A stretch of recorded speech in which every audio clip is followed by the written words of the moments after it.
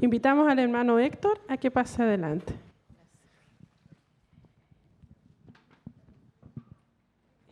Gracias. Hermanos, que Dios les bendiga. Bienvenidos. Vamos a ahondar un poquitito en el tema del remanente final en el Apocalipsis y vamos a buscar en el capítulo 10, Apocalipsis capítulo 10.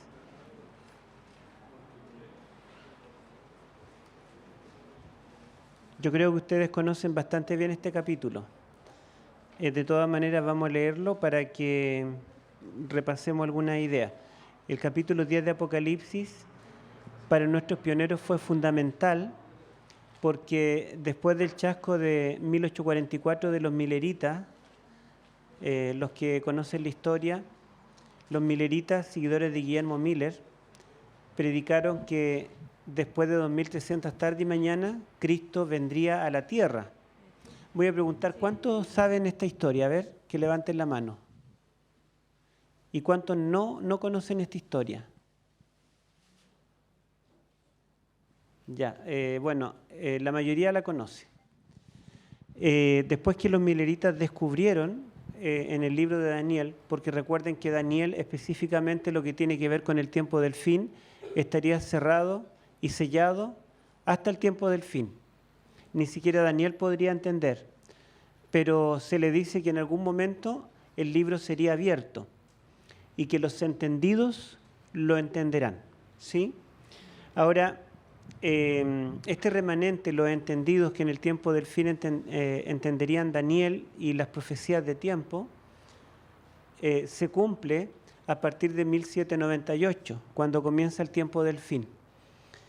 Justamente, desde el Antiguo desde tiempos anteriores a Cristo, algunos escritores judíos habían entendido que los periodos proféticos en Daniel y Apocalipsis eran simbólicos y que había que aplicarle el principio día por año. Después, a comienzo del cristianismo, en los primeros siglos, durante la Edad Media, en la Reforma, siempre se pensó que los periodos proféticos había que aplicarle día por año, pero no había como una prueba contundente, ¿sí? Como, la demostración de que esos periodos se cumplían a través de los años. Y resulta que cuando en 1798 Francia le da la herida de muerte al papado, entonces los cristianos despertaron en el mundo entero y dijeron, se cumplieron los tiempo y medio tiempo de Daniel. O como lo vierte Apocalipsis, los 1260 días. Esos 1260 días proféticos, entonces eran 1260 años. Porque si el papado recibió ese poder en el 538 y exactamente 1260 años después, en 1798, se le quita el poder civil, significa que el principio de día por año es válido. Además de los argumentos bíblicos que usaban, ahora hay una comprobación histórica de que el principio de día por año se cumple. Por lo tanto, después de 1798, que es el fin de los tiempo y medio tiempo de Daniel 7, los cristianos dijeron, bueno, ¿y qué pasa con el periodo del capítulo 8? Después de Daniel 7, saltaron a Daniel 8. ¿Qué periodo hay en Daniel 8? Las 2300 tarde y mañana. Así que ellos dijeron, bueno, apliquemos el periodo, o más bien el principio de día por año, a las 2300 tarde y mañana. Y como este periodo comienza con el decreto de Artajerjes del 457, ellos sumaron, el comienzo del decreto no estaba muy claro en ese tiempo si era el 458, 457, y por lo tanto algunos llegaron a 1843, otros a 1844, otros a 1845, había una diferencia entre distintos grupos, pero por lo menos todos coincidían en que era entre 1843 a 1847. Y eso se comenzó a predicar en Inglaterra, Johann Petri, en Alemania, John Brown, en la India, un misionero que descubrió esto también, en Norteamérica, Guillermo Miller y los que siguieron a Guillermo Miller, en la India, en Australia, en Argentina, Chile, muchos cristianos aplicaron el principio de día por año, los 2300, y predicaron que Cristo volvía en 1844. ¿Por qué ellos dedujeron que Cristo vendría a la tierra en 1844? Porque la tradición cristiana, evangélica y protestante en el siglo XIX decía que el santuario del Antiguo Testamento, como en el Nuevo Testamento no hay un santuario terrenal, entonces ellos decían que toda la tierra era el santuario. Era una tradición cristiana. Todos los cristianos pensaban que ahora, como en el nuevo pacto no tenemos un santuario terrenal, un santuario judío, los judíos adoraban en el templo, los cristianos adoramos en el mundo entero, por lo tanto veían el santuario como un símbolo de la tierra. Y como Pedro dice que en la segunda venida Cristo purificará esta tierra con fuego y azufre, ¿lo recuerdan? Por lo tanto, ellos vincularon ambos eventos y dijeron: Cristo vendrá en 1844 a la tierra a purificarla con fuego y azufre. Y una vez que Cristo no vino, fue una gran decepción para los mileritas, principalmente en Norteamérica. Y bueno, los adventistas, los seguidores de Miller, estaban en distintos lugares esperando la venida de Cristo. Algunos se mandaron a hacer una túnica blanca de ascensión. Imagínense, una túnica de ascensión, una túnica blanca, para que cuando viniera el ángel a tomarlo, él se iba a ir con túnica blanca. Muchos vendieron todas sus cosechas, las dejaron perderse, porque ¿para qué cosechar si Cristo venía? José Bates vendió la casa, ya no necesitamos más casa, vendió la casa y vendió el barco, porque Cristo viene. Y cuando Cristo no vino, quedó sin casa y sin barco. ¿Y qué hizo con la plata? Toda la convirtió en volante y camino a Cristo y librito para llevar a todo el mundo, y ponían libros en barcos para Sudamérica, para Europa, para el África. Quedó sin ningún peso y sin casa, sin barco, sin nada. Y muchos les pasó lo mismo. Pusieron todas las esperanzas y como Cristo no vino, ellos lloraron y lloraron días completos. Y la historia nos dice que en un granero, en un lugar que no recuerdo, un grupo de adventistas lloraba. Entonces Crozier y Hiram Edson, dos hermanos de ese grupo, dijeron: bueno, dejemos de llorar y mejor salgamos a visitar a otros hermanos que lloran también, para orar con ellos, para consolarlos. Y dice que Edson y Crozier iban atravesando un trigal porque no quisieron irse por la ciudad, porque como habían predicado a todo el mundo que Cristo venía, todo el mundo se iba a burlar de ellos. Por lo tanto, ellos se fueron por el campo, atravesaron un trigal, y cuando iban en la mitad del trigal, Edson tuvo un presentimiento, como que el Señor lo iluminó en ese momento. Y él vio en su mente, dijo: claro, Hebreo y Apocalipsis nos hablan de un santuario en el cielo. Cristo no vendría a la tierra, sino que pasaría del lugar santo al lugar santísimo. Eso es. Y se lo dijo a Crozier, y Crozier se dedicó a escribir. Todos los otros hermanos, con lo poco que tenían, porque habían vendido todo, hicieron una olla común, y Crozier y su familia, Crozier solamente se dedicó a escribir como un mes, y todos los demás cocinaban, iban a vender cosas, conseguían un poco de alimento, y mantuvieron a Crozier, a su familia, para que Crozier escribiera, y escribió un tratado, una revista, explicando que en 1844 entonces Cristo no vendría, sino pasaría del lugar santo al lugar santísimo. Y allí, digamos, comenzó los adventistas, los seguidores de Miller, comenzaron a darse cuenta del verdadero sentido. ¿Y saben qué texto para Crozier y Edson fue la clave? Apocalipsis capítulo 10. Cuando el ángel le da a Juan el librito y dice que sería dulce en su boca y amargo en el vientre. Bueno, este capítulo 10 vamos a estudiar un poquito ahora. Yo leí lo que dicen los bautistas, los metodistas, los calvinistas, los católicos, los testigos de Jehová, los mormones, todos los otros grupos religiosos, cómo entienden el capítulo 10. Y por ejemplo, los católicos dicen que el capítulo 10 y 11, que es parte de una misma sección, es la sexta trompeta. Ellos dicen que la sexta trompeta, que anuncia el librito dulce y amargo y anuncia dos testigos, se refiere a la iglesia apostólica. Porque la iglesia apostólica o los convertidos de la iglesia apostólica en el Pentecostés fue un mensaje dulce escuchar el Evangelio. Y hubo muchos convertidos, fue un momento glorioso, dulce. Pero fue amargo las persecuciones que desataron los judíos contra los cristianos posteriormente cuando matan a Esteban. ¿Se acuerdan toda la historia? Entonces, en el tiempo de los apóstoles tenemos una experiencia dulce y amarga. ¿Y quiénes son los dos testigos? Los dos testigos son Pedro y Pablo. Pedro, testigo hacia los judíos, y Pablo, testigo hacia los gentiles. Los reformadores interpretaron esto, interpretaron que este chasco que se experimenta acá, este reavivamiento, se refiere al surgimiento de la Reforma luterana. ¿Cuál es el librito que estaba cerrado y que fue abierto? La Biblia, porque la Biblia durante 1000 años estuvo en latín, nadie la entendía y estaba prohibida.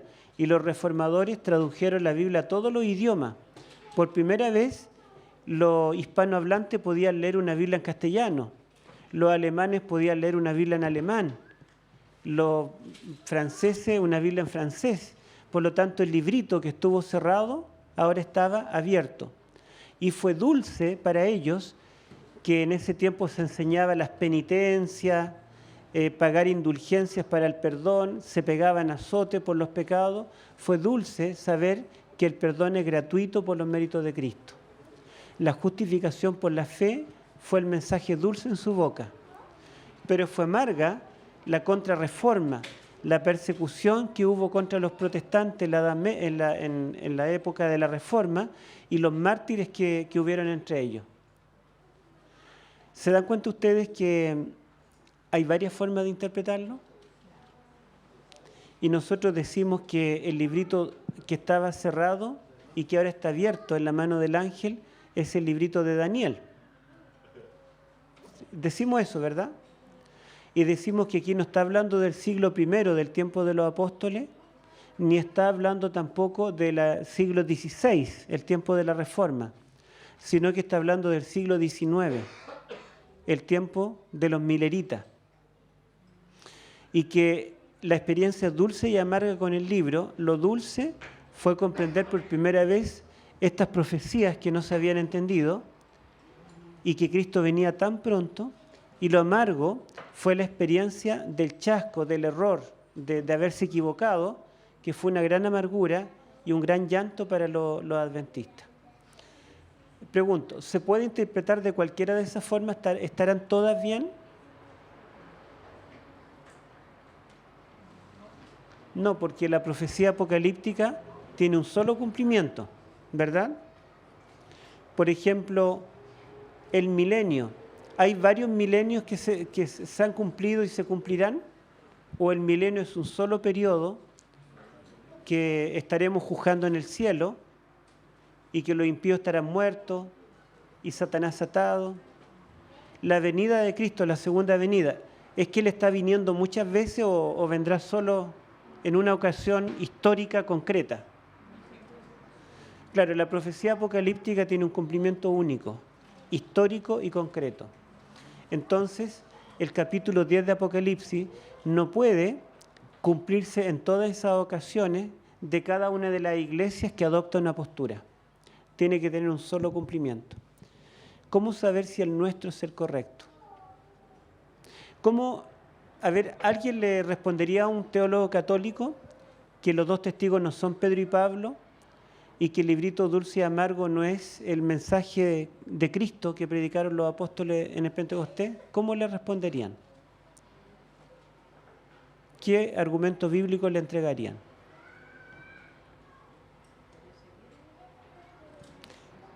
Bueno, ellos usan Apocalipsis 10.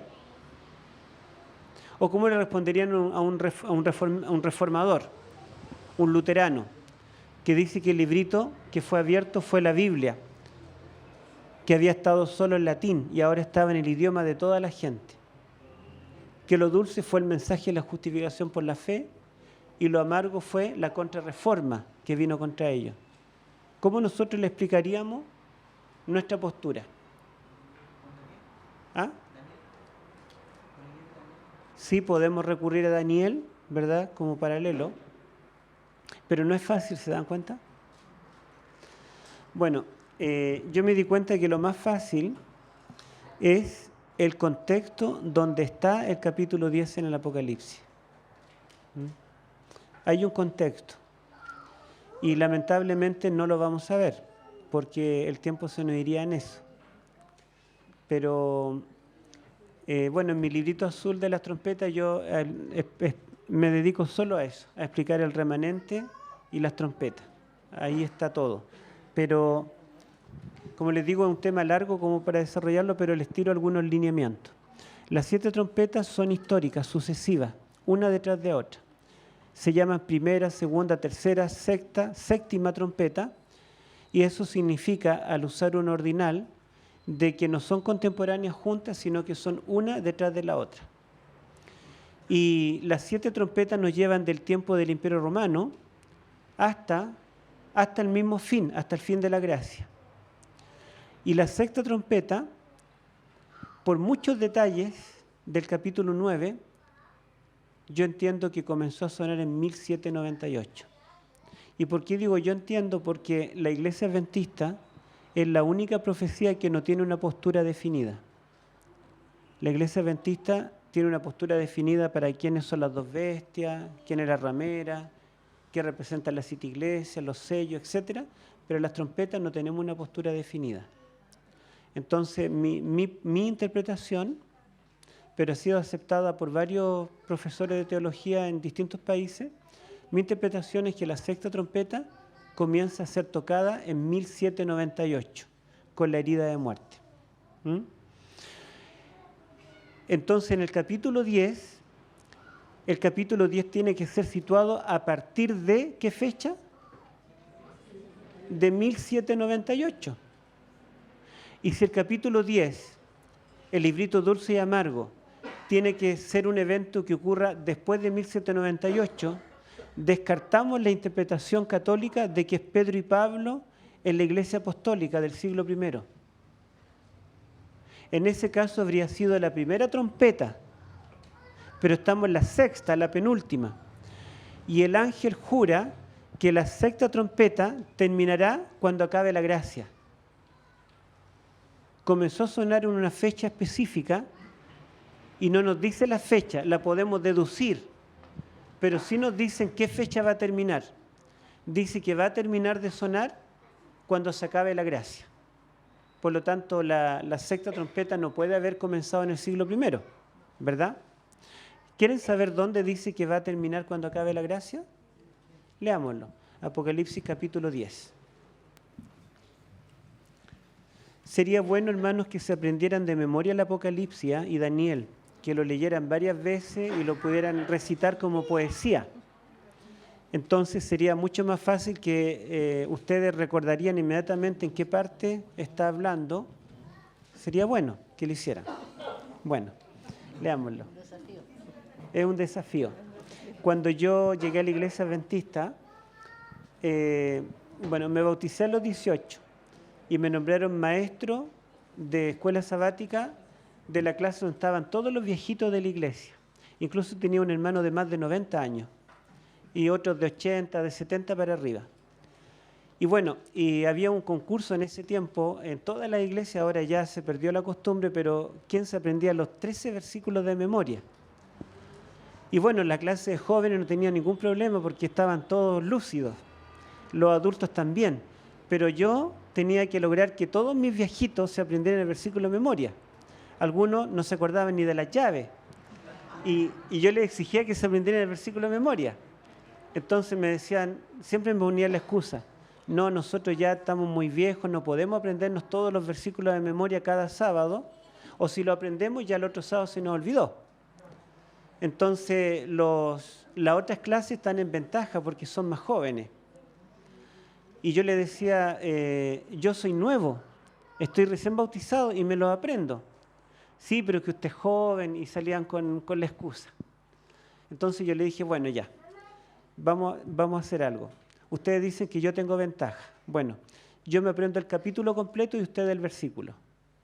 ¿Les parece? Y aceptaron. Entonces yo cada sábado me aprendía un capítulo de memoria y ellos el versículo. ¿Y saben qué? Todos mis viejitos se aprendían los 13 versículos en cada folleto. Y al finalizar el trimestre salían mis viejitos y recitaban los 13 versículos de memoria. ¿Se dan cuenta? Que no hay excusa. Y la memoria humana es casi ilimitada. Es muy distinta a la memoria de un computador. Porque la memoria de un computador tiene una capacidad que cuando se agota hay que vaciar algo para llenar más. Pero la memoria humana, cada cerebro de ustedes tiene 2.000 millones de neuronas que pueden almacenar información. Pero eso no es lo grande. Cada neurona puede hacer conexiones infinitas con otras neuronas. Y la memoria no está en las neuronas, sino en las conexiones que logran. Y la cantidad de conexiones es infinita. ¿Les ha pasado que cuando estudian algo nuevo no les entra de ninguna forma? Pero si ustedes porfían y lo leen y lo estudian y lo reestudian y lo estudian, en algún momento como que se le abre la mente y le es fácil y lo memorizan, lo entienden fácil. ¿Les ha pasado, no? Bueno, eso es porque las neuronas hicieron conexiones unas con otras. Eso es la memoria. Y eso es ilimitado. Nos decía un profesor de medicina en la web que parece que Dios creó el cerebro humano no para que viviera 80, 90 años, sino parece que Dios nos creó para la eternidad. Fíjense ustedes, tenemos neuronas de sobra, así que ejercitemos la memoria, no tengan miedo. Bueno, entonces vamos a ver el capítulo 10 y vamos a leer los versículos 1 al 3. Vamos a leer capítulo 10, 1 al 3. Después vi a otro ángel poderoso que bajaba del cielo envuelto en una nube. Un arco iris rodeaba su cabeza. Su rostro era como el sol y sus piernas parecían columnas de fuego. Llevaba en la mano un pequeño rollo escrito que estaba abierto. Puso el pie derecho sobre el mar y el izquierdo sobre la tierra, y dio un grito tan fuerte que parecía el rugido de un león. Entonces los 7 truenos levantaron también sus voces. Ya. Miren, esto dice, y vi descender del cielo. ¿Cuándo? En la sexta trompeta, porque este capítulo pertenece a la sexta trompeta. Después de que dice que suena la sexta trompeta y aparece un ejército de caballería gigante, que los caballos tienen cabeza de león y por el hocico disparan fuego y la cola es serpiente que tiene veneno. Estos ejércitos dice que provocaron una herida de muerte al mismo poder que persiguió a los santos del Altísimo por tiempo y medio tiempo. O sea, esto representa a los ejércitos franceses cuando le provocaron la herida de muerte al papado. Y dice, y después de esto vi descender del cielo otro ángel, un ángel fuerte. Ahora, este ángel tiene su rostro como el sol, igual que Cristo en el capítulo 1. Sobre su cabeza está el arco iris, y en Apocalipsis 4:3 el arco iris está sobre el trono de Dios el Padre. Y todas las características de este ser celestial, de este ángel, corresponden a Cristo. Entonces este ser que desciende con el librito en la mano es Cristo, pero le llama ángel, porque la palabra ángel en griego significa mensajero. Él trae un mensaje, trae un libro, un mensaje del cielo que debe ser proclamado en la tierra. ¿Desde cuándo? Desde la herida de muerte, desde 1798 en adelante. Ahora, descríbanmelo cómo es, cómo está vestido, por ejemplo. Está envuelto en una nube. ¿Y cómo son las piernas? Como columnas de fuego. La nube y la columna de fuego, ¿les suena? El Éxodo. Bueno, acá tenemos el último éxodo de la historia. Cada vez que Dios llama a un remanente, hay un éxodo. Acá nos hablará de un éxodo. Dios está sacando a un remanente de la Babilonia simbólica. Está sacando al remanente de aquel poder opresor que oprimió por tiempo y medio tiempo. Está saliendo de esa iglesia en común, el cristianismo apóstata, está saliendo un remanente que predicará el último mensaje de advertencia al mundo. Cuando Dios sacó a su pueblo de Egipto, dice que Dios lo sacó, Él iba delante del pueblo en una nube de día y en una columna de fuego de noche. Y este ser que desciende del cielo con el librito abierto, ¿se habían dado cuenta cómo está vestido? Está envuelto en una nube y sus piernas son como columnas de fuego. ¿A dónde nos quiere llevar? Nos quiere llevar al éxodo de Egipto. Y fíjense que esto ocurre después de las 6 primeras trompetas. Y en Egipto, ¿cuándo Dios sacó a su pueblo? Después que mandó las plagas. Aquí hay juicios contra este poder opresor. Y en Egipto también hubo juicios contra el poder opresor. Bueno, ¿qué otra característica vemos acá? Dijimos que sobre su cabeza hay un arco iris. ¿Les recuerda algo del Antiguo Testamento el arco iris? ¿Ah?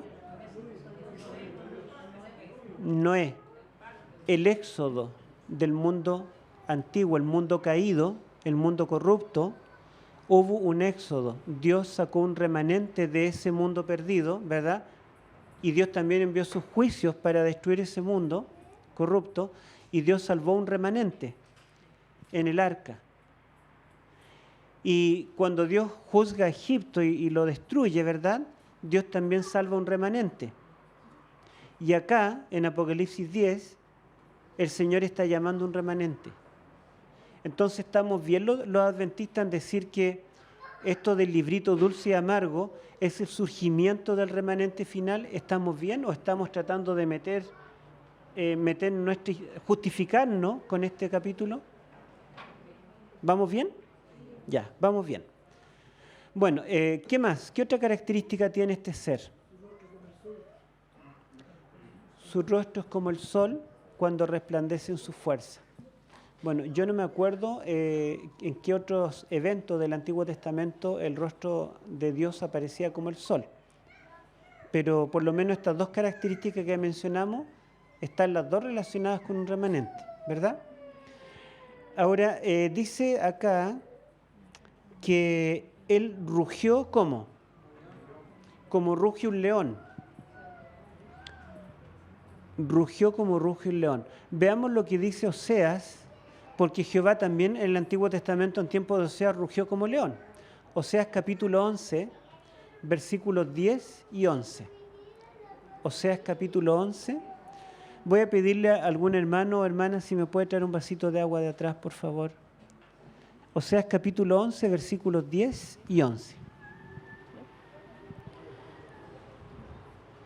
En pos de Jehová caminarán, él rugirá como león, rugirá y los hijos vendrán temblando desde el occidente.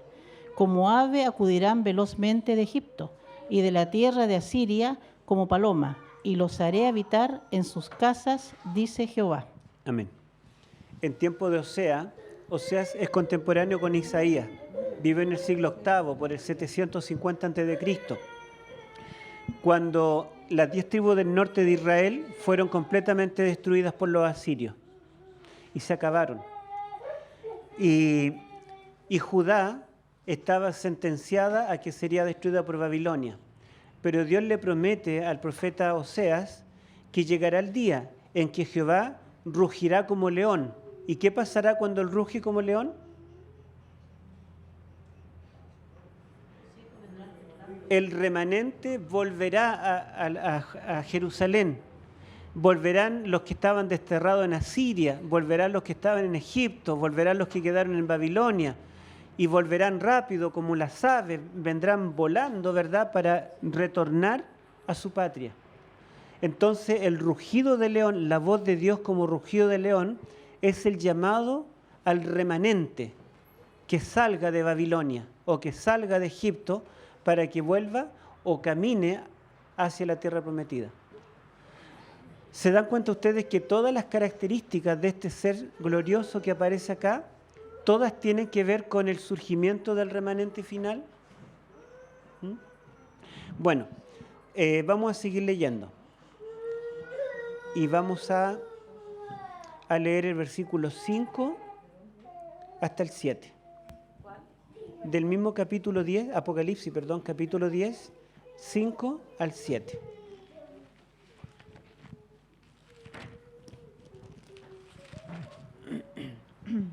El ángel que yo había visto de pie sobre el mar y sobre la tierra, levantó al cielo su mano derecha y juró por el que vive por los siglos de los siglos, el que creó el cielo, la tierra, el mar y todo lo que hay en ellos, y dijo: el tiempo ha terminado. En los días en que habla el séptimo ángel, cuando comience a tocar su trompeta, se cumplirá el designio secreto de Dios, tal y como lo anunció a sus siervos los profetas. Ya. La voz de... ¿Hasta el 7? Sí, Ya, este texto es muy importante, ¿verdad? Dice que este ángel, este ser celestial glorioso, que bajó del cielo con este librito, había puesto el pie derecho sobre el mar, el izquierdo sobre la tierra, porque el mensaje que él trae debe abarcar todo el planeta, toda la tierra. Y tiene el libro en una mano, pero ahora hace otra cosa. La otra mano, la que tiene libre, la levantó al cielo y juró por Dios. En la Biblia vemos que todo el tiempo están jurando por Dios. Hay muy pocos juramentos en la Biblia. Y saben que solamente 2 veces en toda la Biblia hay un ser celestial que hace un juramento. Porque vemos a humanos que juran. Abraham juró, hay personajes que juraron, pero ¿cuántos ángeles en la Biblia juran por Dios? Solo 2. El ser glorioso que su rostro es como el sol en Daniel capítulo 12 y el ser glorioso que su rostro es como el sol en Apocalipsis capítulo 10. Solamente son los únicos 2 personajes que juran, esos personajes celestiales, levantando su mano al cielo y jurando por el que vive por los siglos. Y juró, ¿cómo dice ahí? Que el tiempo se acabó, ¿cómo dice? En nuestra Biblia dice que el tiempo no sería más, y ahí dice: juró que el tiempo ha terminado. O sea, con la sexta trompeta viene después que el tiempo ha terminado. Esa es una clave, La palabra tiempo allí en griego no significa el tiempo que nosotros conocemos, sino que la palabra aquí se refiere a un periodo profético, a un tiempo profético. Deberíamos traducir: el periodo terminó. ¿Qué periodo? En Daniel capítulo 12, este ser que su rostro es como el sol y está parado sobre el río Ulai, dice que levanta sus manos al cielo y pide que el libro de Daniel sea cerrado y sellado hasta el tiempo del fin. Y dice que levanta su mano al cielo y juró que la persecución durará un tiempo, tiempos y la mitad de un tiempo. Y cuando se termine este tiempo, este periodo de persecución, el libro será abierto.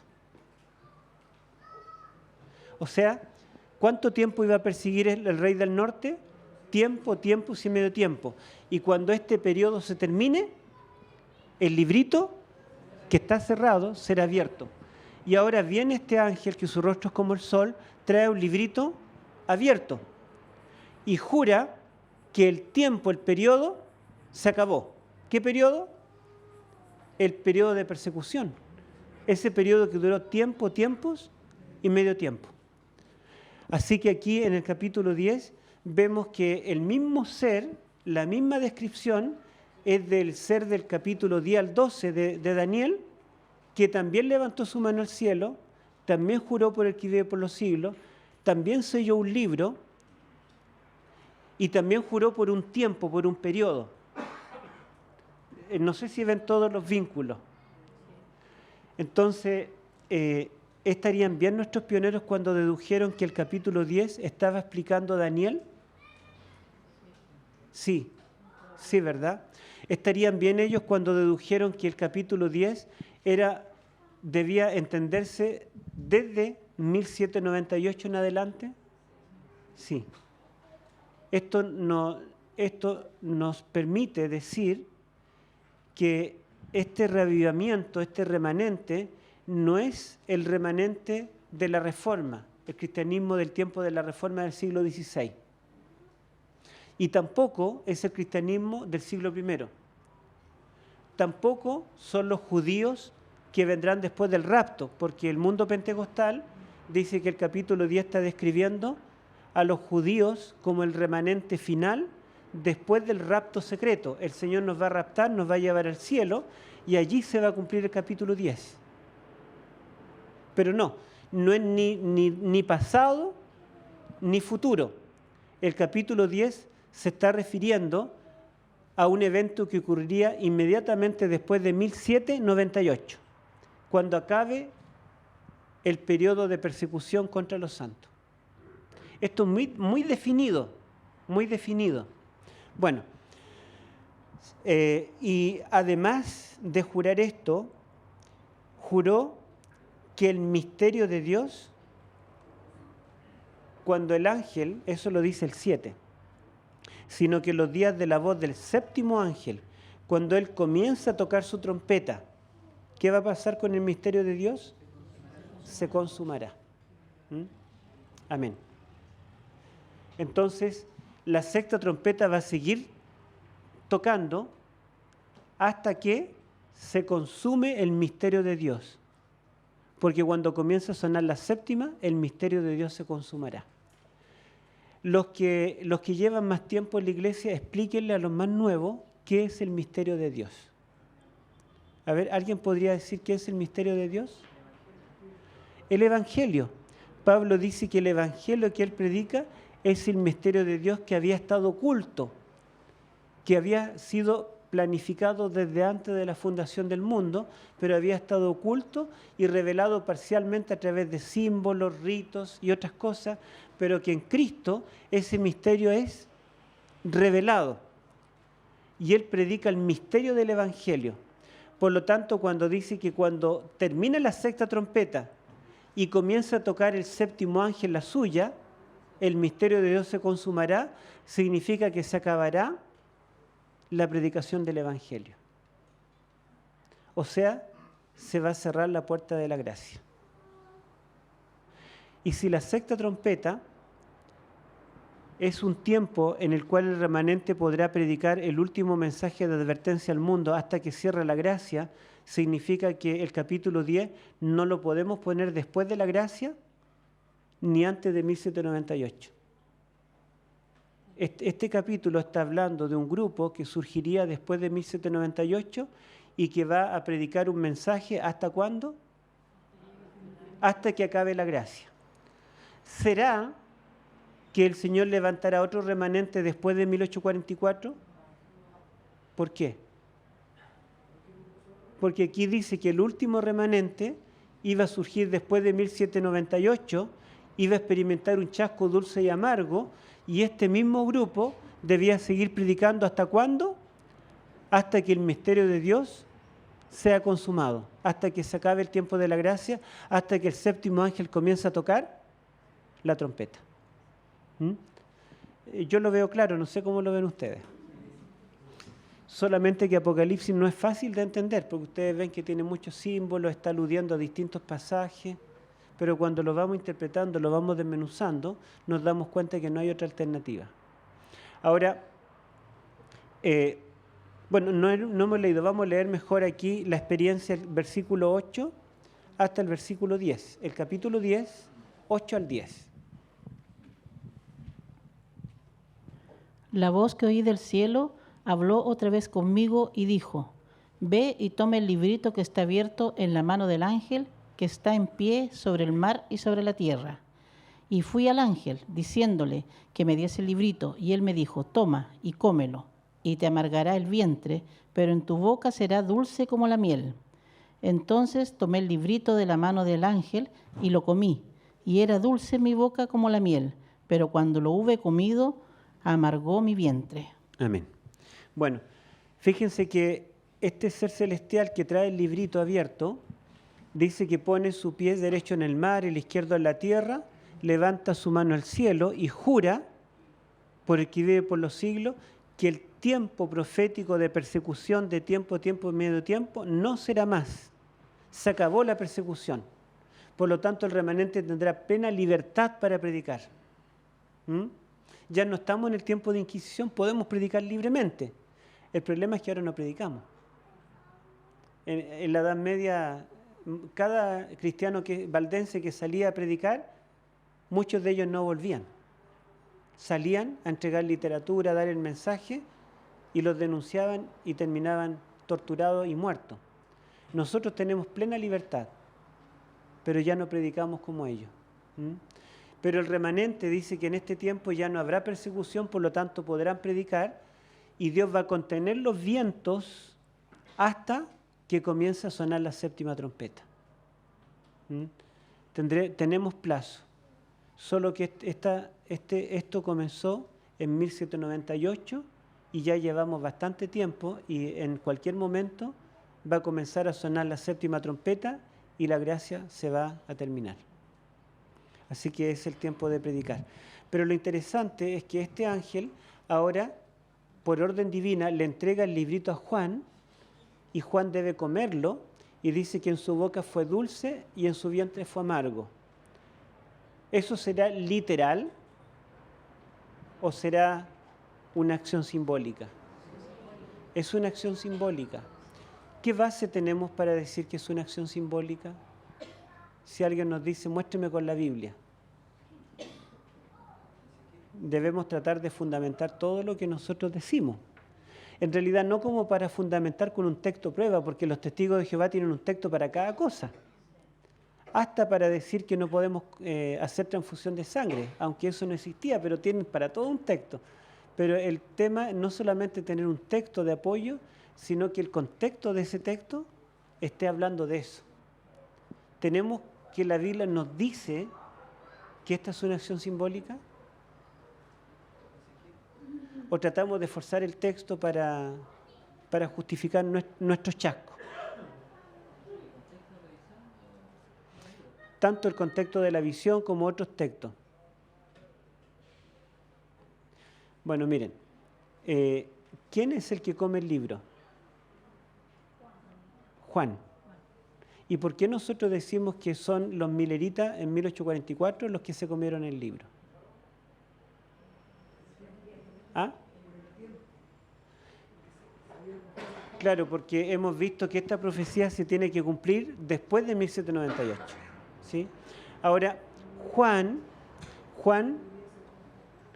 como profeta, él representa al remanente final. Y lo que él está haciendo de comer el libro es una acción simbólica, igual que los profetas del Antiguo Testamento. ¿Recuerdan Jeremías, Isaías?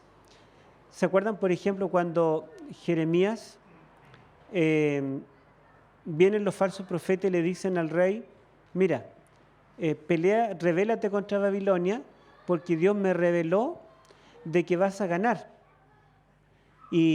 Y viene Jeremías, ya le había predicado de todas las formas, pero no le entraba en la cabeza, entonces entró con un yugo acá en la espalda y con cadena. Entró con un yugo ahí a la corte del rey, y todo el mundo lo quedó mirando, y empezaron a sacar fotos porque era algo raro, ¿verdad?, lo que estaba haciendo él. Y él le dijo, bueno, de esta forma tú vas a ser llevado cautivo y todo el pueblo a Babilonia si se rebelan contra ellos. Porque Dios me mostró de que no deben rebelarse, pero si se rebelan, este va a ser el destino. Entonces el profeta Isaías estaba dramatizando, estaba realizando una acción que era claramente simbólica, pero estaba simbolizando lo que experimentaría todo el pueblo judío en un futuro cercano. Otro ejemplo, Ezequiel capítulo 4. A Ezequiel, Dios le dice un día, Ezequiel, mira, te vas a poner, en vez de ropa, te vas a poner un saco de papa. Hazle un hoyito a todos lados, mete los brazos y la cabeza. ¿Un saco de papa? ¿Sí? Y te vas a comer medio pan al día y un vaso de agua al día, nada más. Y ya no vas a dormir en tu casa, pone llave y vas a dormir en la calle. Afuera de tu casa, pero en la calle. Y él dijo, pero ¿cómo voy a hacer eso? Y la gente, los vecinos, cuando me vean, ¿qué van a decir? Bueno, cuando los vecinos te pregunten por qué estás durmiendo en la calle, comiendo un medio pan al día, un vaso de agua y vestido con un saco de papa, tú les vas a decir, lo que yo hago, todos ustedes, el pueblo de Dios, lo experimentarán en el futuro. O sea, los profetas realizaban acciones que eran simbólicas y que estaban representando lo que todo el pueblo iba a experimentar en el futuro. Y Juan, como profeta, se le ordena que realice una acción simbólica que representa algo que el pueblo de Dios, el pueblo remanente fiel de Dios en el futuro, habría de experimentar. Entonces Juan se come este rollo, literalmente se lo come porque él está en visión. Todo lo que él hace en visión no es que literalmente arrancó la hoja y se lo comió, sino que él se comió el rollo en la visión y lo sintió muy dulce, muy sabroso en la boca, pero en el vientre fue amargo. Y eso representa lo mismo que representa en Ezequiel capítulo 2 cuando Dios le dice, cómete el rollo, pero en realidad significaba que lo estudiara. Significa que el pueblo de Dios en el futuro estudiaría el libro de Daniel profundamente, lo comprendería, el mensaje sería dulce en su boca, pero después de predicarlo, llegaría a ser amargo en el vientre, una experiencia amarga. Y esto es lo que entendieron nuestros pioneros. Los primeros que lo entendieron fueron Crozier y Idan Hudson. Ellos fueron los primeros que lo entendieron y lo comenzaron a predicar. Muchos dicen que es una excusa que tenemos los adventistas, pero la verdad es que no es una excusa, no es algo que tratamos de torcer el texto, sino que es lo que el texto nos está diciendo. Ahora, fíjense ustedes que la experiencia dulce vino producto de comer el libro. O sea, la experiencia dulce del remanente tiene que ver directamente con el contenido del libro de Daniel que ellos entienden. Y la experiencia amarga fue una experiencia amarga producto de haber digerido ese libro. Tiene que ver con el mismo libro. La experiencia amarga no es algo externo, una persecución como la Contrarreforma o los judíos del siglo I que persiguieron a Pedro y a Pablo. La experiencia amarga no es algo que viene de afuera, sino que es algo interno, algo que vivió él, algo que él experimentó. Por lo tanto, el chasco, la experiencia amarga, sería algo que el remanente experimentaría después de haber estudiado y predicado el libro de Daniel. O sea, el único cumplimiento histórico que calza con todo esto es lo que vivieron nuestros pioneros en 1844. Yo estoy dando argumentos, pero la verdad es que hay más argumentos todavía. Esto se puede fundamentar más sólidamente aún, pero yo le estoy mencionando los elementos principales. No sé si le está quedando claro, porque esto es fundamental. El capítulo 10 de Apocalipsis y Daniel 8:14 es nuestro carnet de identidad. ¿Alguien se sabe de memoria su carnet de identidad? A ver, el número del carnet. Ya, ¿cuántos no se saben el carnet? Que se levanten la mano. Ya. Bueno, entonces yo asumo que todos no sabemos de memoria el carnet de identidad. Esto debiéramos saberlos todos. Como cuando nos preguntan, ¿quién eres tú? ¿cuál es tu RUT? Y nosotros lo recitamos. Cuando uno viaja a otro país le piden los documentos y le piden el RUT. Entonces uno tiene que tenerlo, tiene que saberlo, porque si no, no puede viajar. Y si a nosotros nos preguntan, ¿por qué eres adventista? ¿Por qué los adventistas se equivocaron? ¿Por qué cometieron un error? ¿Por qué cayeron en el chasco? Nosotros tenemos que sabernos de memoria esta explicación. Tenemos que poder defender nuestra fe. Y cuando surja cualquier grupo de los acusadores que comiencen a acusar a la iglesia, que la iglesia es Babilonia, que la iglesia está en apostasía, que la iglesia cambió las doctrinas, cualquier cosa que nos acusen como los amigos, entre comillas, de los jóvenes hebreos, y nosotros debemos decir no es este un movimiento de Dios, no es un remanente nuevo que está surgiendo ahora en el año 2019, porque el último remanente surgió en 1798 y experimentó un chasco en 1844. El 2019 o el 2018 o el 2020 no es una fecha profética. Ningún remanente surgirá en este tiempo. El último remanente ya surgió. A pesar de que nosotros no estemos cumpliendo a cabalidad lo que Dios espera de nosotros como remanente. Bueno, y finalmente el versículo 11, el versículo 11 del capítulo 10. Entonces se me ordenó: tienes que volver a profetizar acerca de muchos pueblos, naciones, lenguas y reyes. Ya. Bueno, a Juan se le ordena volver a profetizar. Esto significa que cuando él comió el libro y fue dulce en su boca, en realidad él profetizó, predicó un mensaje profético. Por eso ahora debe volver a profetizar sobre muchos pueblos, naciones, lenguas y reyes. Pero las acciones simbólicas no paran. Fíjense lo que sigue a continuación. Lamentablemente, ¿cómo se llamaba? Stephen Langton, se le ocurrió cortar aquí y le puso capítulo 11 al resto. Pero todo esto es de corrido, ¿sí? Es parte de la misma secta trompeta. Sigamos leyendo, por lo tanto, capítulo 11, versículo 1 y 2. Entonces me fue dada una caña semejante a una vara de medir, y se me dijo: levántate y mide el templo de Dios y el altar y a los que adoran en él. Pero el patio que está fuera del templo déjalo aparte, y no lo midas, porque ha sido entregado a los gentiles, y ellos hollarán la ciudad santa 42 meses. Gracias. Entonces, primero se le da el rollo, el librito, y se le dice que lo coma, será dulce en la boca, amargo en el vientre. Después se le dice que debe volver a profetizar. Y después se le entrega una caña, semejante a una vara de medir. Hoy en día diríamos, se le entregó una wincha, porque eso era en ese tiempo una caña, era el instrumento que usaba para medir. Y se le mandó que midiera el templo, el altar y a los que adoran en él. Yo quiero que esto lo memoricemos. ¿Cuáles eran los 3 elementos que debía medir? Primero, segundo y tercero. A ver, vamos a preguntar al azar. La hermana que está aquí, ¿cuál es su nombre? ¿Perdón? Carla. Hermano, ¿usted me podría decir cuáles son los 3 elementos que debía medir, Juan? Puede ser con ayuda.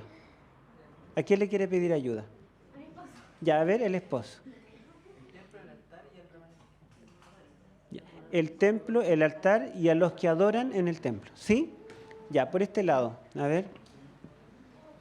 Hermano, ¿cuál es su nombre? Marco. Hermano Marco. ¿Cuáles eran los 3 elementos que debía medir Juan con esta wincha? El templo, el altar y los que adoran en el templo. Muy bien. El templo, el altar y los que adoran en el templo. ¿Saben ustedes qué simboliza la acción de medir? Juicio. ¿Y qué más? ¿Ah? Sí, evaluar o juicio y algo más. El medir simboliza restaurar o construir. Cuando ustedes pasan por alguna parte, un terreno vacío y ven que están midiendo los maestros con el lápiz en la oreja, ¿verdad? Sacando medidas, ¿ustedes qué dicen? Aquí van a construir. ¿Y qué pasa si hay un edificio viejo, desarmado, abandonado, y ven que están midiendo? Van a restaurar o van a reconstruir, ¿verdad? Entonces medir significa reconstruir. Eso es lo que significa en Zacarías capítulo 2, cuando dice que viene un ángel ante el profeta Zacarías y trae una vara de medir y mide Jerusalén. Y él le dice, ¿qué significa lo que está haciendo? Le dice, significa que Jerusalén será reconstruida. Y lo mismo en Ezequiel capítulo 40. En Ezequiel capítulo 40, a Ezequiel se le da una vara de medir y se le dice que mida el templo que él ve en visión. Y dice, ¿qué significa esto que yo lo mida? Y le dice, significa que el templo que ahora está en ruinas, en el futuro será reconstruido. Por lo tanto, medir significa reconstruir o significa restaurar. Y Jesús dijo, con la vara con que midas serás medido y con el juicio con que juzgues serás juzgado. Por lo tanto, medir también significa juzgar. ¿Y qué es juzgar en el lenguaje bíblico? Hoy en día juzgar es condenar, porque nos da miedo un juicio. ¿Ah? En el tiempo bíblico era vindicar, reivindicar, restaurarnos, reconstruirnos moralmente, ¿verdad? Judicialmente. Entonces la misma idea en el fondo. ¿Sí? Significa que desde el chasco dulce y amargo, desde que Juan come el librito dulce y amargo, que representa el evento de 1844, desde ese momento comenzaría a ser medido o juzgado los que adoran en el templo, los adoradores. Ellen de White dice en El conflicto de los siglos que el juicio investigador que comenzó en 1844 solamente es en favor de los que adoran a Dios, de los que han creído. Los impíos no serán juzgados en el juicio investigador. ¿Lo han leído? Porque dice que los impíos serán juzgados después. Pero la mayoría de nuestros teólogos cuestiona esto y dice que este juicio también tiene que ser para los impíos. ¿Pero qué dice acá? Dice, mide el templo y el altar y a los que adoran en el templo, pero los que están afuera en el patio, no los midas, porque el patio fue entregado a los gentiles. Pregunto, ¿los gentiles serán medidos? No. Por lo tanto, el juicio que comienza en 1844 no es un juicio en favor de los impíos. Ellos serán juzgados en otro momento. Este juicio es exclusivamente para aquellos que adoran a Dios. Desde Abel, que adoró a Dios e hizo el sacrificio correcto. Los que adoran a Dios. Ahora, vamos a pedirle a... hermano, ¿me dice su nombre? Hermano Eduardo, pónganse en pie. Miren al hermano Eduardo. Él nos va a decir cuáles son las 3 cosas que debían ser medidas.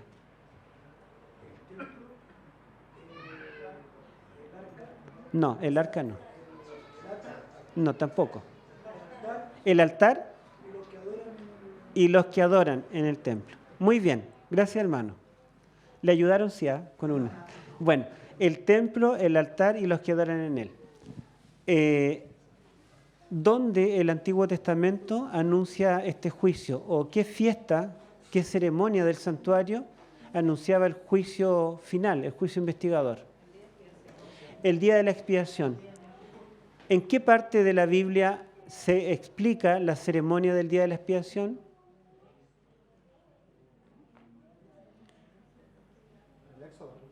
No aparece allí el día de la expiación. Aparece en Levíticos, capítulo 16. Yo quiero que veamos Levítico 16, solamente un versículo. Levíticos 16.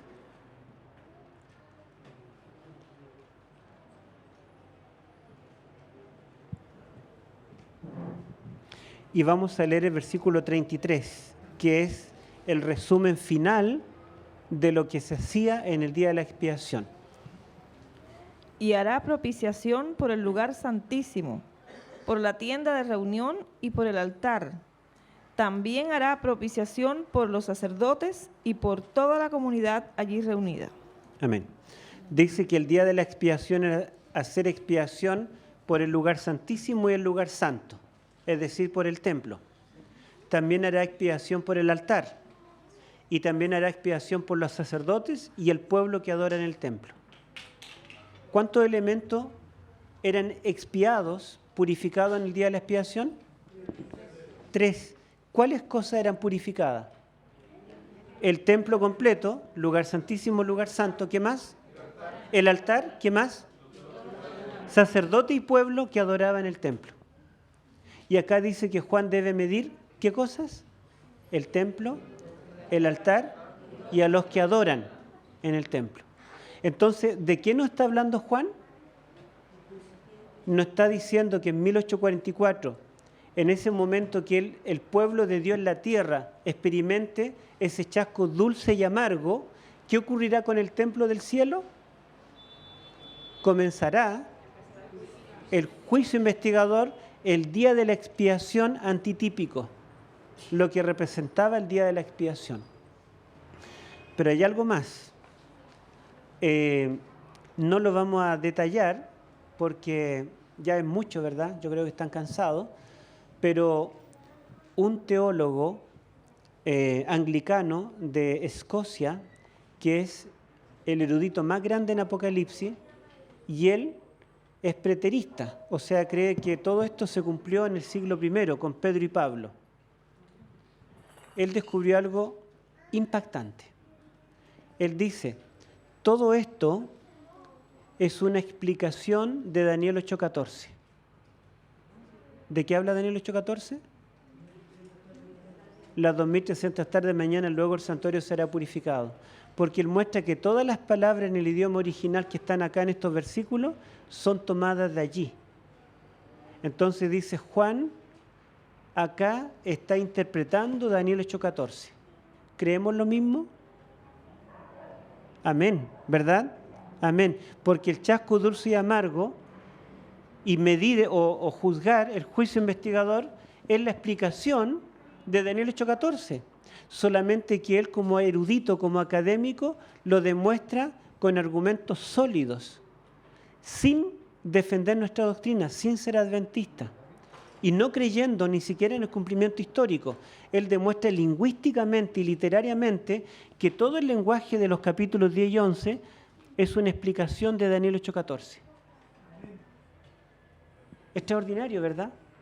Y qué bueno que lo haya descubierto alguien no adventista, porque si no dirían, no, esto está arreglado. Yo no tengo ninguna duda de que la interpretación a la que llegaron nuestros pioneros y que apoyó Elena de White en este aspecto es una interpretación correcta. Y si esto es verdad, somos el remanente final. Y tenemos que predicar el último mensaje al mundo. Qué tremendo privilegio que Dios nos da. Tremendo privilegio, ¿verdad? Y después en el capítulo 11 aparecen los dos testigos y nos dice que los dos testigos, ellos estuvieron vivos durante los 1260 años que el cuerno pequeño persiguió, estuvieron vivos y estuvieron predicando, pero vestidos de penitencia. Bueno, ¿será que esto es literal y que hubo dos personas que vivieron 1260 años? ¿Será Pedro y Pablo? ¿Será Calvino y Lutero? ¿Será Moisés y Elías literal? No. Estos dos testigos son el Antiguo y el Nuevo Testamento. El testimonio de todos los profetas y todos los apóstoles juntos, que está en la palabra de Dios. Estos son los dos testigos que durante toda la Edad Media la Biblia estuvo oscurecida, estuvo en otro idioma, estuvo prohibida, los dos testigos estuvieron vestidos de cilicio, pero igual predicaron. Sin embargo, dice que al final de los 1260 años surgirá una bestia del abismo que matará a los dos testigos. en el capítulo 26 del conflicto de los siglos, Elena de White dice que esa bestia representa a Francia cuando se declara nación atea y queman todas las Biblias en Francia. La Biblia fue muerta. Sin embargo, dice que estos dos testigos en el tiempo del fin resucitarán. ¿Se acuerdan, verdad?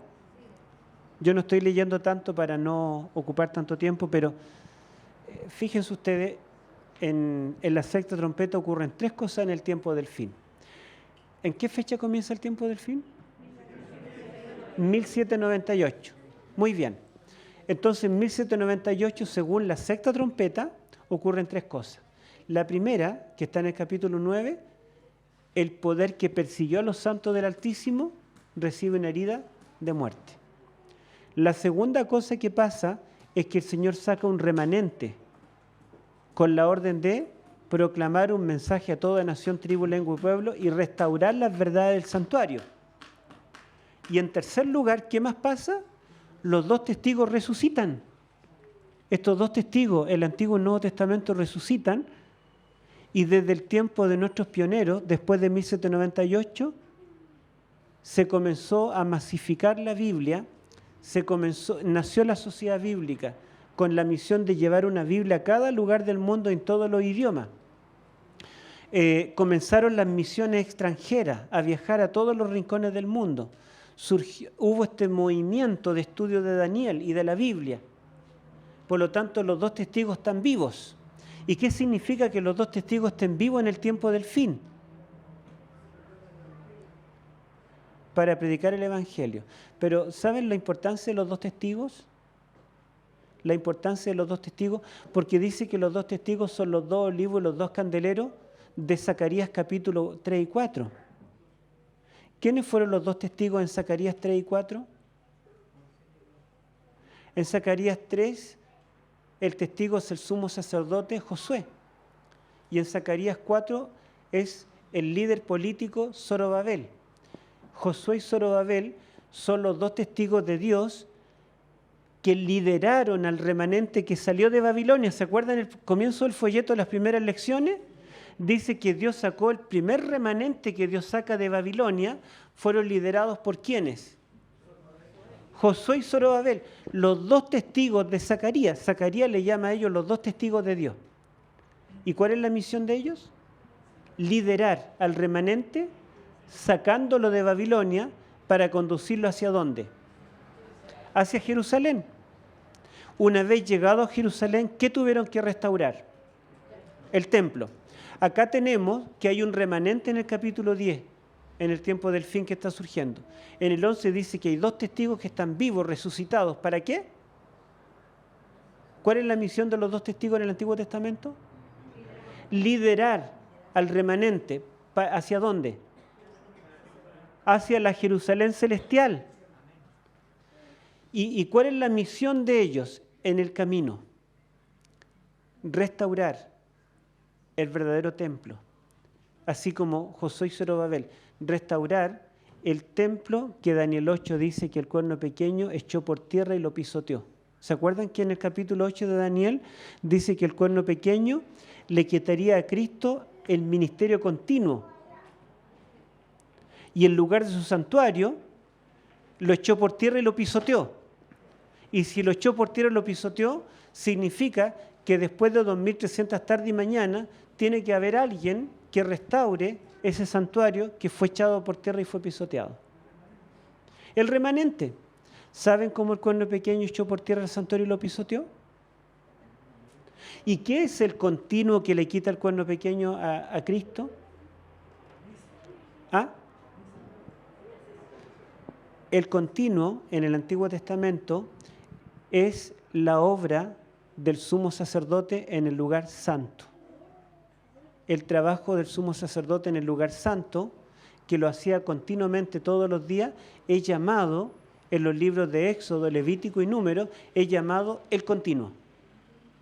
Por ejemplo, no vamos a leer, pero si ustedes leen Levítico, todo el capítulo 24, dice que el sumo sacerdote, en forma continua, debía encender las lámparas en la mañana y en la tarde, y debían estar encendidas continuamente, y era el trabajo del sumo sacerdote.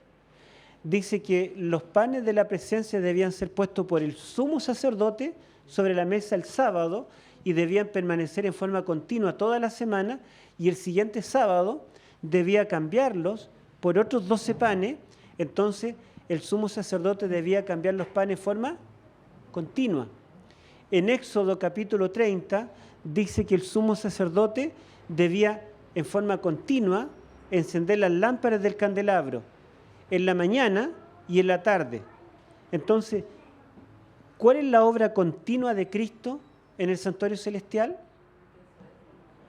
La obra de Cristo en el lugar santo, ¿verdad? Al igual que el sumo sacerdote. Y dice que el cuerno pequeño le quitaría el continuo. Si Cristo es el que intercede en el lugar santo desde que ascendió en el año 31 hasta 1844, ¿qué significa que el cuerno pequeño le quita el continuo? Significa que el cuerno pequeño sustituiría la obra intercesora de Cristo en el santuario celestial por una obra de intercesión humana, terrena, ¿sí? Una falsa intercesión. Y eso no tengo para qué dar detalles, porque ustedes conocen muy bien, ¿verdad?, que este poder sustituyó la mediación única de Cristo con su sangre, la sustituyó por una intercesión de hechura humana, a través de los sacerdotes, a través de la Virgen, a través de los santos. Cuando yo era católico y me confesaba, no bastaba con que yo orara para pedir perdón, yo tenía que ir ante el cura y confesarle mis pecados, y él me decía, yo te absuelvo. Pero la Biblia dice que el único mediador entre Dios y los hombres es Jesucristo hombre. Ahora, fíjense ustedes que la Iglesia Católica comenzó a enseñar que la iglesia debía ser llamada templo, que el pastor debía ser llamado sacerdote y que la Santa Cena debía ser llamada el sacrificio de la misa.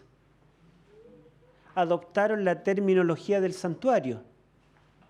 Significa que ahora el cristianismo tenía un templo, un sacerdote y un sacrificio continuo, cada domingo. Todo ese sistema estaba desplazando la verdadera obra de Cristo en el lugar santo durante todo ese periodo. Por lo tanto, el cuerno pequeño dice que quitaría el continuo a nuestro sumo sacerdote celestial y el lugar de su santuario sería echado por tierra, pero el remanente del tiempo del fin debía restaurar las verdades del santuario celestial. Por lo tanto, nosotros predicamos del santuario y somos los únicos que predicamos del santuario. Entonces, cualquier grupo, cualquier iglesia que diga ser el remanente y no predique el mensaje del santuario y de 1844, no cumple con estas características. Los dos testigos. Quiero decir algo más de los dos testigos. Miren, ¿quiénes fueron los dos testigos que lideraron al remanente que salió de Babilonia? Josué y Zorobabel. Dijimos que también hubo un remanente que salió de Egipto. ¿Se acuerdan a quiénes dos mandó Dios ante Faraón? Moisés y Aarón. ¿Tuvo dos testigos que lideraran el éxodo de Egipto en ese tiempo? Amén. También dice acá en el capítulo 11 que los dos testigos dice que murieron en la ciudad que se llama Sodoma. Sodoma es la ciudad que rechazó la voz de los dos testigos. Dios mandó 2 ángeles para sacar al remanente fiel en Babilonia. Abraham hizo un juicio investigador antes y dice si hubieran 50 justos, 40 justos, 10 justos. Bueno, Dios salvó a los que eran justos, al remanente fiel, pero liderados ¿por quiénes? Por 2 testigos celestiales, 2 ángeles. Entonces, cada vez que Dios llama a un remanente, Dios levanta 2 testigos para que lo lideren. Y aquí en Apocalipsis capítulo 9, 10 y 11, dice que cuando el ángel toca la sexta trompeta, primero viene una herida de muerte contra el poder opresor. Y siempre que Dios saca un remanente, manda sus plagas o la muerte contra el poder opresor. ¿No envió Dios al ángel de la muerte a Egipto la noche que salió Israel? ¿No murió Belsasar la noche que Ciro tomó Babilonia? Bueno, acá viene la muerte, una herida de muerte contra este poder. Inmediatamente dice que Dios llama a un remanente que debe comerse el libro de Daniel. Y en ese tiempo Dios resucita a los 2 testigos. ¿Para qué? Para que lideren al remanente en su misión de restaurar el templo y las verdades del templo y entrar a la Canaán celestial. Entonces, ¿quiénes son los que son responsables de llevarnos al cielo? Los 2 testigos, ¿sí? Debemos echarle la culpa al pastor, a la asociación, al anciano, a la junta, de que no nos están enseñando, no nos están predicando. No, porque aquí tenemos los 2 testigos, ¿sí? Estos son los que nos pueden conducir a la verdad. Saben ustedes que todas las tradiciones cristianas que han seguido a algún líder, por lo más sabio que sea ese líder, finalmente han apostatado. Nuestros pioneros no siguieron a un líder. No significa que no haya liderazgo, ¿verdad? Porque Miller y otros cumplieron un rol de liderazgo, pero no siguieron a un teólogo, a una figura. Ellos se dedicaron a estudiar la Biblia y se la aprendieron de memoria. Aquí estaban los 2 testigos que los guiaban. No siguieron una tradición teológica. No había ningún teólogo entre nuestros pioneros. La teología es una gran ventaja, pero cuando nosotros nos apoyamos en ella y dejamos en segundo plano a los 2 testigos que Dios nos dejó, entonces fracasamos. Debemos estudiar la palabra y la Biblia nos conducirá a la Canaán celestial finalmente. Yo quería mencionar algo, bueno, se me olvidó lo que les quería decir. Era importante, pero se me fue. Bueno, hay más argumentos, ¿verdad? Más solidez, pero yo quería mostrarle a ustedes ahora en este tema, quería mostrarle que lo que nosotros creemos que el capítulo 10 está explicando, ese chasco que ocurrió en 1844, no es algo fuera de contexto, no es algo arreglado, manipulado, sino que es algo sólido. Podemos predicarlo en forma segura. No tengamos temor. Obviamente, cuando damos un estudio bíblico, no tenemos que darle toda la argumentación a las visitas. Simplemente es bueno leer los textos y explicarlos, nada más. Leer textos y explicar. Dejemos que la Biblia hable. Pero si alguien nos cuestiona y tenemos que demostrar argumentos, démosle los argumentos, porque los tenemos. Y me falta la séptima trompeta. Leamos algo de la séptima trompeta, el capítulo 11, versículo 15 hasta el 17. Capítulo 11, 15 al 17. Tocó el 7º ángel su trompeta, y en el cielo resonaron fuertes voces que decían: el reino del mundo ha pasado a ser de nuestro Señor y de su Cristo, y Él reinará por los siglos de los siglos. Los 24 ancianos que estaban sentados en sus tronos delante de Dios se postraron rostro en tierra y adoraron a Dios, diciendo: Señor, Dios Todopoderoso, que eres y que eras, te damos gracias porque has asumido tu gran poder y has comenzado a reinar. Las naciones se han enfurecido, pero ha llegado tu castigo, el momento de juzgar a los muertos y de recompensar. Gracias.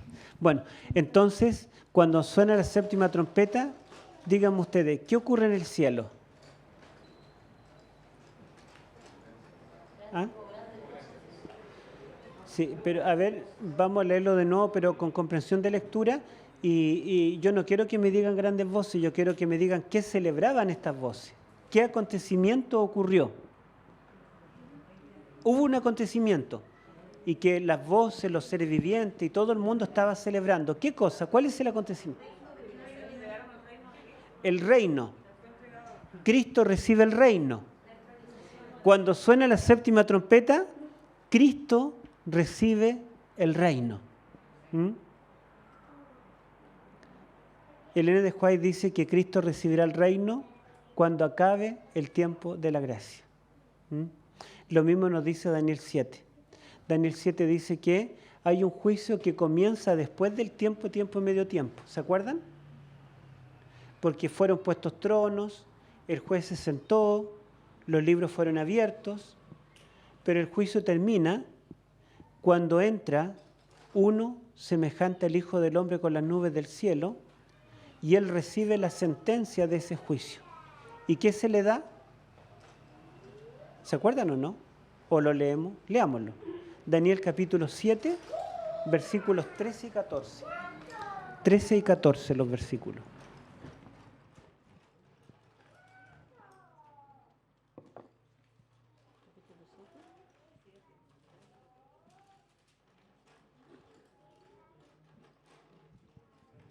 Y miraba yo en la visión de la noche, y he aquí con las nubes del cielo venía uno como un hijo de hombre, que vino hasta el anciano de días, y le hicieron acercarse delante de él. Y le fue dado dominio, gloria y reino, para que todos los pueblos, naciones y lenguas le sirvieran. Su dominio es dominio eterno, que nunca pasará, y su reino uno que no será destruido. ¿Qué se le entregó a Cristo allí al final del juicio investigador? El reino. Se le entregó el dominio, el poder y el reino por los siglos de los siglos. Y dice allí en la séptima trompeta que cuando el ángel tocó la séptima trompeta, se le dio a Cristo el reino por los siglos de los siglos. Y dice que todo el cielo explotó en alabanza porque el Señor había comenzado a reinar. ¿Quién reinaba en este planeta antes de que suene la séptima trompeta? Satanás. Cuando vino Cristo en su primera venida, Él dijo, mi reino no es de este mundo. Pero cuando venga por segunda vez, Él podrá reclamar este mundo como parte de su reino. Y vendrá como Rey de Reyes y Señor de señores, porque ¿cuándo recibirá el reino? Cuando suene la séptima trompeta, es decir, cuando acabe la gracia. No lo vamos a buscar, yo lo estaba buscando aquí, pero se me perdió primero escrito. En primero escrito, la página 36 en adelante, ella describe este momento y dice que cuando acabe la gracia, el ángel con el sello volverá de la tierra diciendo que fue puesto el sello sobre la frente de los escogidos. Y el Señor declarará, hecho está. Y dirá, el que sea justo todavía, el impío sea impío todavía. Y dice que Cristo se sacará su vestimenta de sumo sacerdote y se pondrá su vestimenta de rey y será coronado. Entonces dice que se acabará la gracia y Cristo recibirá el reino. Por lo tanto, ¿en qué momento Cristo recibe el reino? Cuando se acaba la gracia. ¿Qué anuncia entonces la séptima trompeta? El fin de la gracia y el comienzo del reino eterno y definitivo de Cristo. Eso es lo que describe la séptima trompeta. ¿Y se acuerdan que el ángel del capítulo 10, dentro de la sexta trompeta, anunció que cuando el séptimo ángel comienza a tocar la trompeta, el misterio, la predicación del evangelio, se acabará? Y claro, se va a acabar porque se va a acabar la gracia, ya no va a haber que predicar. Y finalmente, el versículo 18, a ver si lo leemos, capítulo 11, 18. Las naciones se han enfurecido, pero ha llegado tu castigo, el momento de juzgar a los muertos y de recompensar a tus siervos los profetas, a tus santos y a los que temen tu nombre, sean grandes o pequeños. y de destruir a los que destruyen la tierra. Ya, entonces dice que cuando Cristo recibe el reino en el cielo, Él no recibe el reino acá en la tierra, lo recibe en el cielo, en el lugar santísimo, cuando termina el juicio investigador. Después de esto caen las 7 plagas, y después de las 7 plagas Cristo viene, ya como Rey de Reyes, Señor de Señores. ¿Sí? Entonces, cuando Él recibe el reino, dice que en la tierra las naciones se airaron. ¿Sí? Y tu ira, la ira de Dios, es derramada. Y llega el tiempo de juzgar a los muertos y de dar el galardón a los santos. Yo quería buscar esa cita de Elena de White acá, a ver si es esta que encontré acá.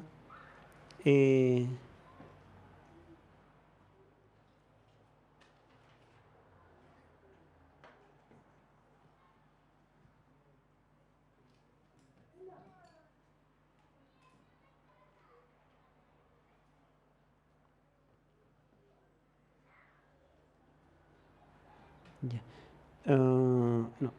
Bueno, yo estoy en la página de Primero Escrito, página, 279, que habla del fin de la gracia, pero en realidad la página que corresponde sería la página 36. Miren, le leo un poquitito. Dice, al comenzar el Santo Sábado, el 5 de enero del año 1849, nos dedicamos a la oración. Y dice, y el Espíritu Santo descendió sobre nosotros. Fue arrebatada en visión al lugar santísimo, donde vi a Jesús intercediendo todavía por Israel. En la parte inferior de su ropaje llevaba una campanilla y una granada. Entonces vi que Jesús no dejaría el lugar santísimo antes que estuviesen decididos todos los casos, ya para salvación, ya para destrucción, y que la ira de Dios no podía manifestarse mientras Jesús no hubiese concluido su obra en el lugar santísimo y dejado sus vestimentas sacerdotales para revestirse su ropaje de venganza. Entonces Jesús saldrá de entre el Padre y los hombres, y Dios ya no callará, sino que derramará su ira sobre los que rechazaron su verdad. Vi que la ira de las naciones, la ira de Dios y el tiempo de juzgar a los muertos eran cosas separadas y distintas y que se seguían una a la otra. A ver si leemos de nuevo el versículo 18. Leámoslo de nuevo el 18 y después leemos este pedacito acá. Las naciones se han enfurecido, pero ha llegado tu castigo, el momento de juzgar a los muertos y de recompensar a tus siervos los profetas, a tus santos y a los que temen tu nombre, sean grandes o pequeños, y de destruir a los que destruyen la tierra. A ver, ahora lo vamos a leer a la Reina Valera, el 18. Y se iraron las naciones, y tu ira ha venido, y el tiempo de juzgar a los muertos, y de dar el galardón a tus siervos los profetas, a los santos, y a los que temen tu nombre, a los pequeños y a los grandes, y de destruir a los que destruyen la tierra. Ya, miren, dice, y se iraron las naciones, primero, y tu ira, la ira de Dios, ha venido. El tiempo de juzgar a los muertos y dar el galardón a los santos y a los profetas. Son 4 eventos. 4 eventos, primero la ira de las naciones, después la ira de Dios, después el juicio a los muertos y después el galardón a los santos. Dice Elena de White, vi que la ira de las naciones, la ira de Dios y el tiempo de juzgar a los muertos eran cosas separadas y distintas que se seguían la una a la otra. Entonces, estos eventos son cosas distintas y separadas.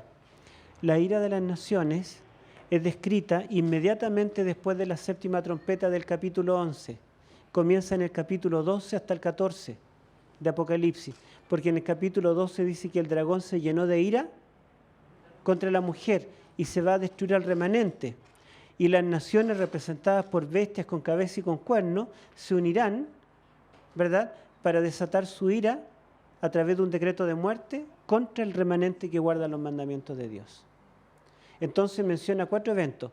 Primero vendrá la ira de las naciones, después la ira de Dios. Inmediatamente el capítulo 15, versículo 1, dice, y vi a 7 ángeles con 7 copas, y en ellas estaban las plagas, porque en ellas se consumaba la ira de Dios. Y dice después en el capítulo 16 cómo Dios derrama cada plaga, y los capítulos 15 al 18 describen la ira de Dios a través de las plagas finales. Entonces, la ira de las naciones, Apocalipsis 12 al 14. La ira de Dios, Apocalipsis 15 al 18. ¿Qué viene después? El tiempo de juzgar a los muertos. Apocalipsis 19 y 20 nos habla del juicio a los muertos impíos. En el capítulo 19, Cristo viene como el jinete del caballo blanco, los impíos son destruidos, la bestia y el falso profeta son lanzados al lago de fuego. Capítulo 20, el juicio en el cielo de los 1000 años para los impíos, y al final del milenio dice que los muertos fueron juzgados según las cosas que estaban escritas en los libros. ¿Y cuál es el cuarto evento? Primero, ira de las naciones. Segundo, ira de Dios. Tercero, juicio a los muertos. Y cuarto, el galardón a los santos. Apocalipsis 21 y 22 finalmente describen el galardón que experimentarán los santos del Altísimo, la nueva Jerusalén, donde no habrá muerte, llanto, clamor ni dolor. Y Apocalipsis 22, 12 dice, he aquí mi galardón. La palabra galardón aparece 2 veces en Apocalipsis, en la 7ª trompeta y en Apocalipsis 22. Y dice allí que nosotros veremos su rostro y reinaremos con él por los siglos de los siglos. Entonces Cristo recibe el reino cuando acaba la gracia en el lugar santísimo del santuario celestial al finalizar el juicio investigador. Desde ese momento ya no hay oportunidad de salvación, la puerta de la gracia se cerró, dejamos de predicar, estamos huyendo. Hay un breve lapso de la ira de Dios con las plagas y luego viene Cristo en su segunda venida a buscarnos, ¿verdad? Juzgamos a los muertos en el cielo y después de eso, después de los 1000 años, recibimos el galardón eterno y viviremos con Él para siempre. Eso es lo que nos anuncian los eventos de estas trompetas, la sexta y la séptima. ¿En qué momento estamos? ¿Dónde ubicamos el año 2019 o el 2020 que se aproxima? En la sexta, ¿verdad? Antes de la séptima, pero poco antes de la séptima. Y después que comienza a sonar la séptima, será demasiado tarde. ¿Cuándo es el momento de predicar? Ahora, ¿verdad?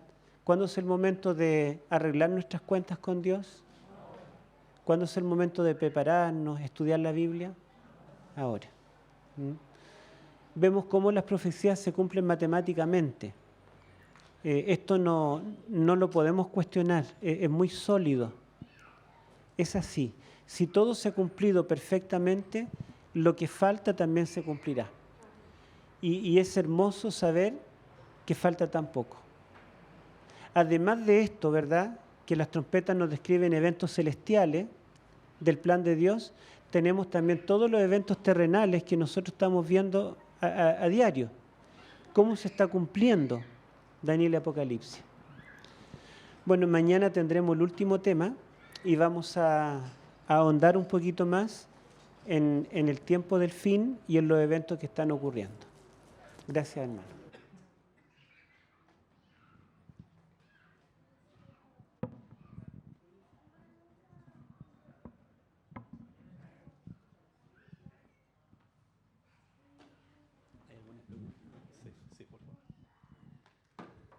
Damos gracias a Dios por este impresionante tema que hemos escuchado. Gracias también al profesor Héctor Urrutia por su presentación y por poner en las manos del Señor estas enseñanzas tan importantes para nuestra iglesia en estos días. Vamos así al azar a nombrar a alguien que en 5 minutos nos haga un resumen del tema de esta hora con lujo y detalle. Se rieron, ¿ah? No lo vamos a hacer. No lo vamos a hacer. Yo creo que tenemos que hacer el ejercicio que él hizo con su clase allá, ¿dónde fue? ¿En Talca? En Pudahuel. En Pudahuel. ¿Ya? Un desafío para los maestros. Un desafío para los maestros, ¿cierto? Aprendernos un capítulo y que los alumnos aprendan los 13 versículos. La directora de Escuela Sabática aquí la más contenta. Y los que ganamos seríamos nosotros. Bien, hermanos, tenemos 3 preguntas que hemos seleccionado y que vamos a formular en esta hora. ¿Ya? Una dice, ¿por qué Guillermo Miller no descubrió algún versículo que dijera sobre la venida de Jesús? ¿Cómo nos acordó de que la venida de Jesús no sabemos la fecha y nadie la sabe?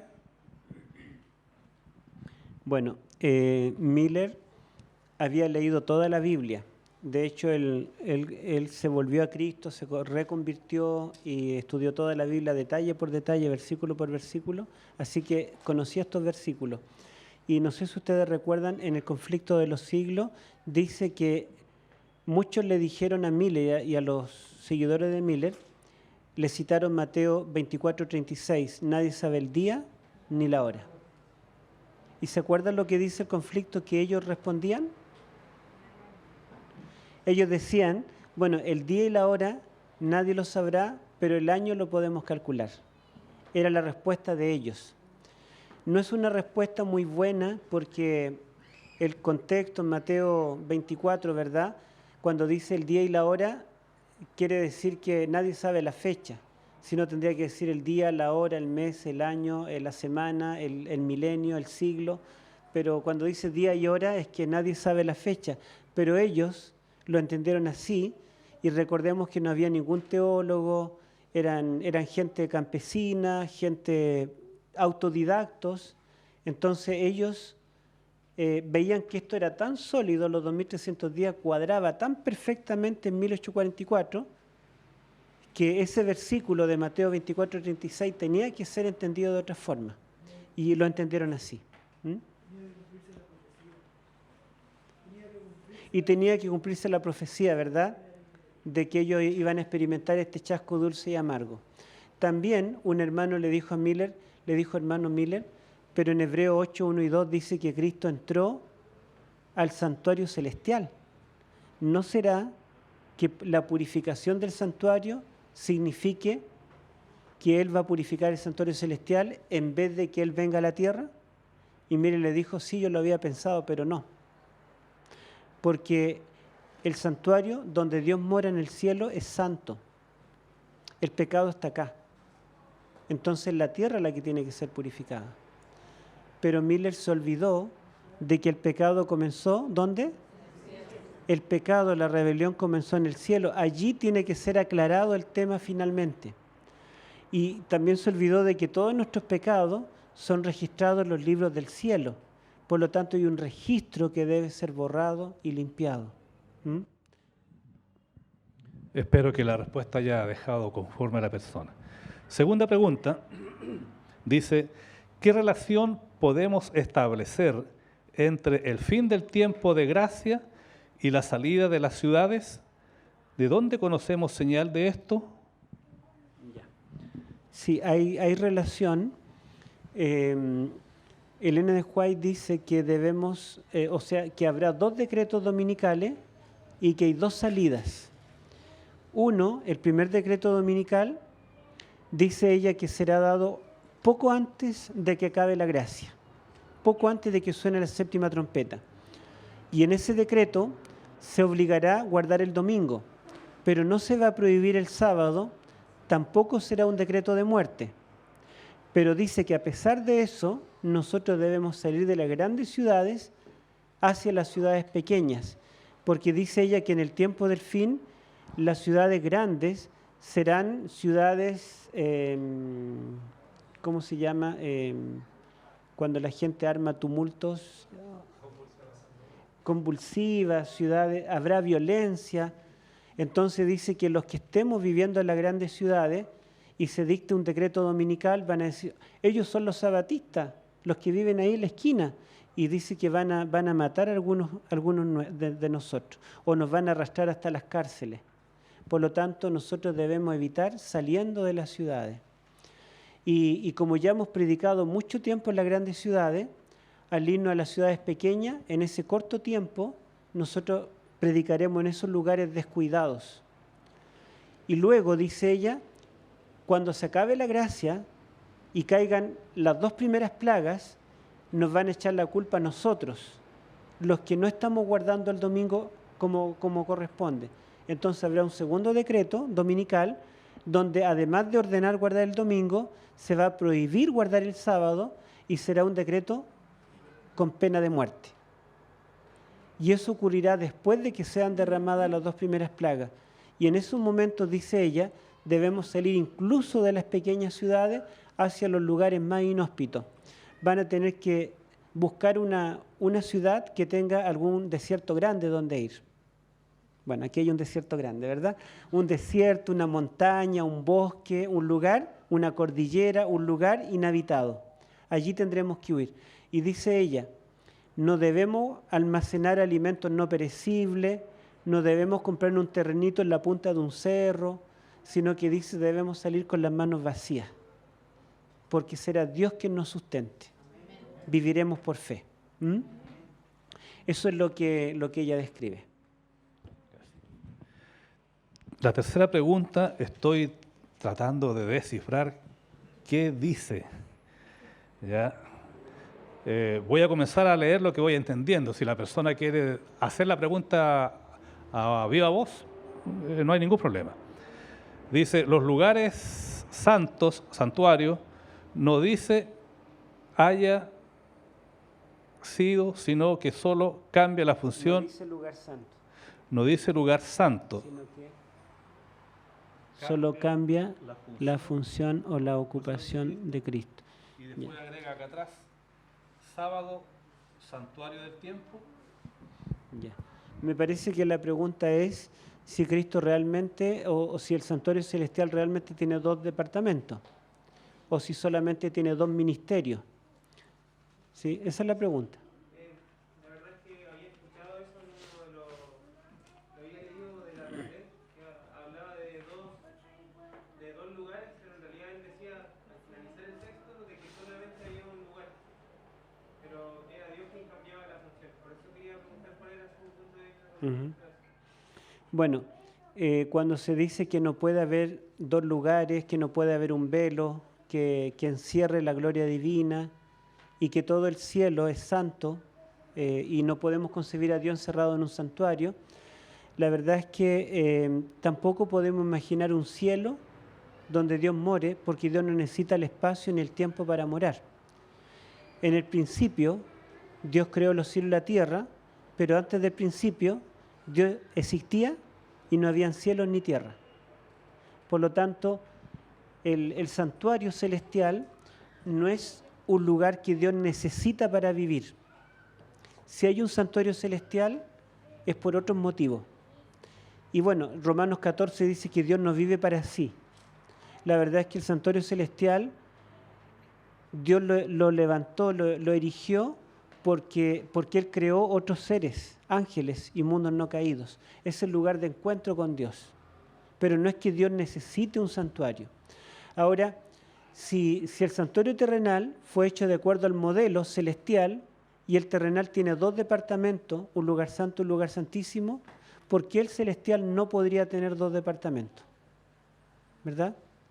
Ahora, en Daniel capítulo 8 claramente dice que Cristo como sumo sacerdote celestial, el príncipe de los cielos, dice que tendría un ministerio continuo y ese era el trabajo del sumo sacerdote en el lugar santo.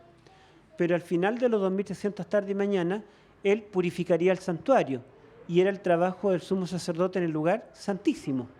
Por lo tanto, ya en Daniel 8 está hablando de 2 ministerios de Cristo.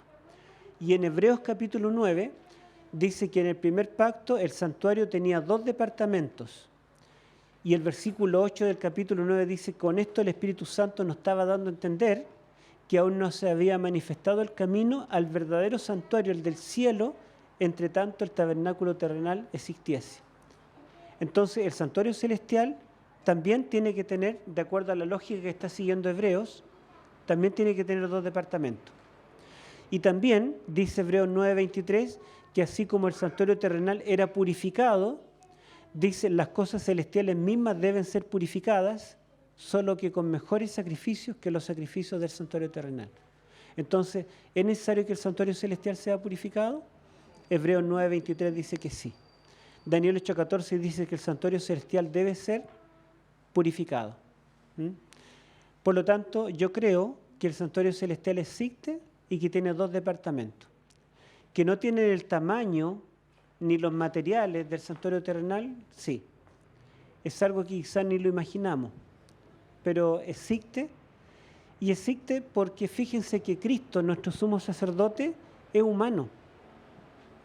Si imaginamos que el cielo son puras nubes y angelitos transparentes tocando arpa y flotando en las nubes y no hay nada material, entonces ¿cómo Cristo está como humano? Pablo dice en 1 Timoteo 2:5, hay un Dios y un solo mediador entre Dios y los hombres, Jesucristo, hombre. Él conserva su humanidad. Así que en el cielo tiene que haber un santuario donde Cristo humano intercede por nosotros, con los 2 departamentos. Muchas gracias, hermano. Muchas gracias.